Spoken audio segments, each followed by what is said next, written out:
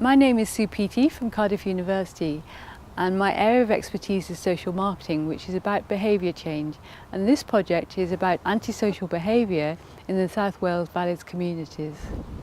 In this case, the social problem was the issue of deliberate grass fires that cost the South Wales Fire and Rescue Service £7 million a year. What we discovered when we were doing our research was that deliberate grass fires had actually become a social norm.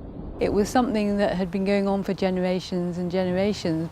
So we took a social marketing approach that applies the same techniques that you would use in commercial marketing but to a social issue. So this involves actually really understanding your target audience and stepping in their shoes and understanding how their lives are and what are the barriers and benefits to behaving the way they do.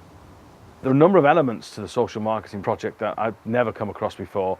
That included providing some high-profile patrols in those hotspot areas. And when we first started to do this, young children would point at us with 2 fingers and so on.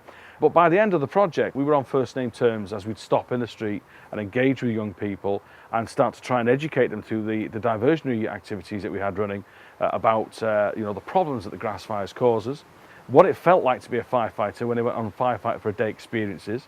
We took them on bushcraft events so they got to appreciate the forestry as a place to enjoy and play in rather than a place to destroy by fire. We set ourselves a target of reducing grass fires by 15%.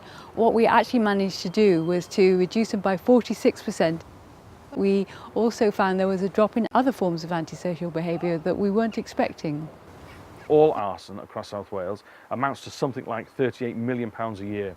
Thanks to the project, we've now been able to change some hearts and minds, and we saw a reduction in those fires, but it's also saved us all money, which we all desperately need.